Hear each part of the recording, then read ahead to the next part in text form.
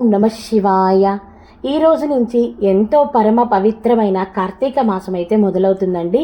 ఈ రోజు డేట్ వచ్చేసేసి 22వ తారీఖు అక్టోబర్ 2025. అలాగే ఈరోజు ఎంతో పవిత్రమైన గోవర్ధన పూజ కూడా ఉందన్నమాట. ఈ రోజు నుంచి మనము ప్రతిరోజు కూడా కార్తీక పురాణ శ్రవణం అయితే చేసుకుందాము. ప్రతిరోజు నేను మొదటి రోజు అధ్యాయాన్ని ఈరోజైతే ప్రారంభిస్తున్నాను. అలాగే ప్రతిరోజు కూడా ఆ రోజుల అధ్యాయాలని చదివి మీకు వినిపించాలి అనుకుంటున్నాను. ఈ రోజు నుంచి మనము కార్తీక పురాణాన్ని మొదలుపెట్టి ఈ నెల రోజులు ఎంతో పవిత్రమైన ఈ కార్తీక మాస పురాణాన్ని శ్రవణం చేసుకుందాము. నేను నా ద్వారా 10 మందికి నేను చదువుతూ 10 మందికి వినిపించాలన్న ఈ ఆశని నన్ను ముందుకు నడిపించండి. ముఖ్యంగా మొదటిగా మనము ఏ పూజ మొదలు పెడుతున్నా, ఏ పుస్తకం చదవాలనుకున్నా ముఖ్యంగా మనము వినాయకుడి ప్రార్థన అయితే ఖచ్చితంగా చేసుకోవాలి. కాబట్టి ముఖ్యంగా ఫస్ట్ మనం ఇప్పుడు వినాయకుడి ప్రార్థన అయితే చేసుకుందాము. శుక్లాంబరధరం విష్ణుం శశివర్ణం చతుర్భుజం ప్రసన్నవదనం ధ్యాయేత్ సర్వవిఘ్నోపశాంతయే అగజానన పద్మార్కం గజానన మహర్నిశం అనేకదంతం భక్తానాం ఏకదంతం ఉపాస్మహే. మొదటిగా వినాయకుడి ప్రార్థన ప్రారంభించి పూర్తి చేసుకొని మనము ఇప్పుడు మొదటి అధ్యాయము కార్తీక పురాణాన్ని ప్రారంభిద్దాము. కార్తీక మాసములోని శ్రీ కార్తీక పురాణములోని మొదటి అధ్యాయము. ఈ కార్తీక మాసంలో ఈ కార్తీక పురాణం శ్రవణం చేయటం వల్ల మనం చేసిన ఎన్నో పాపాల నుంచి బయటపడతాము. అలాగే కార్తీక స్నానము చేసిన పుణ్యము మనకు దక్కుతుంది. అంతేకాకుండా ఎంతో పవిత్రమైన ఈ కార్తీక మాసం అధ్యాయంలోని కథలు అద్భుతంగా ఉంటాయండి. ప్రతి ఒక్కరూ కూడా నేను చదివే ప్రతిరోజు ఒక్కొక్క అధ్యాయాన్ని విని సంతోషించాలని కోరుకుంటున్నాను. ఈరోజు మొదటిగా కార్తీక పురాణంలోని మొదటి అధ్యాయం ప్రారంభిద్దాము. పురాణ ప్రసిద్ధి. మొదటి అధ్యాయము కార్తీక పురాణము. అనంతకోటి బ్రహ్మాండ నాయకుడైన భగవంతుని సృష్టి అందలి విశిష్టమైన శ్రీ సైమకారణ్యమునకు విచ్చేసిన సూత మహర్షిని సంతసించి సూతముని కలికల్మష నాశనము కైవల్యదాయకమైన కార్తీక మాస మహత్యము వినిపించి మమ్ములను ధన్యుల చేయండి అంటూ అభ్యర్థించారు సౌనకాదులు. వారి కోరికను మన్నించాడు సూతముని.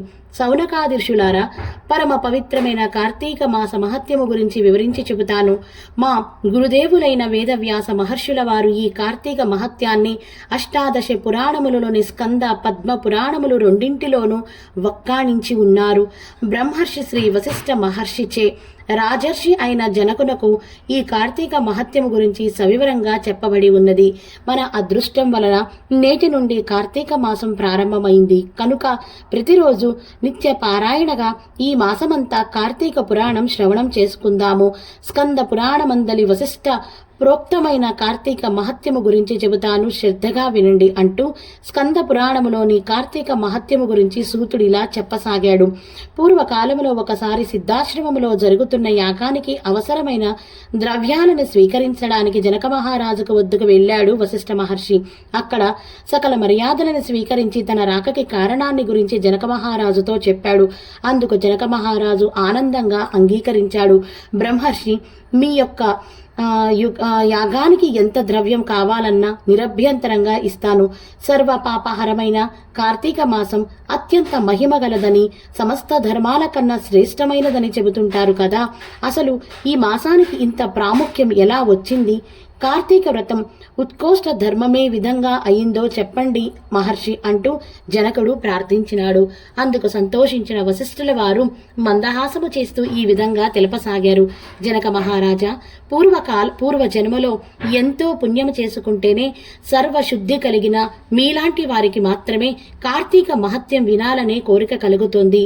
ఓ రాజా, కార్తీక మాసములో సూర్యుడు తులా సంక్రమణంలో ఉండగా నిష్ఠతో ఆచరించే స్నాన దాన జప పూజాదులు ఇవన్నీ విశేష ఫలితాలను ఇస్తాయి. తుల సంక్రమణం నుంచి గాని శుద్ధ పాద్యము నుంచి గాని ఈ వ్రతాన్ని ప్రారంభించాలి. ముందుగా గణేశ ప్రార్థనతో వ్రతము మొదలు పెట్టాలి. ఈ నా వ్రతాన్ని నిర్విఘ్నంగా పూర్తి చేయించు దామోదరా అంటూ నమస్కార పూర్వకంగా సంకల్పం చేసుకొని కార్తీక స్నానాన్ని ప్రారంభించాలి. కార్తీక మాసము మొత్తము సూర్యోదయ వేళ నదిలో స్నానం చేస్తే ఎంతో పుణ్యం వస్తుంది. సూర్యుడు తులారాశిలో ప్రవేశించగానే గంగా నది ద్రవరూపం ధరించి సమస్త నదీ జలాలలో చేరుతుంది. విష్ణుమూర్తి పాదాల్లో నుంచి గంగ పుట్టింది.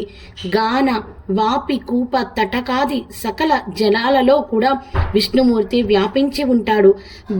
బ్రహ్మాండుడైన ప్రతి ఒక్కడు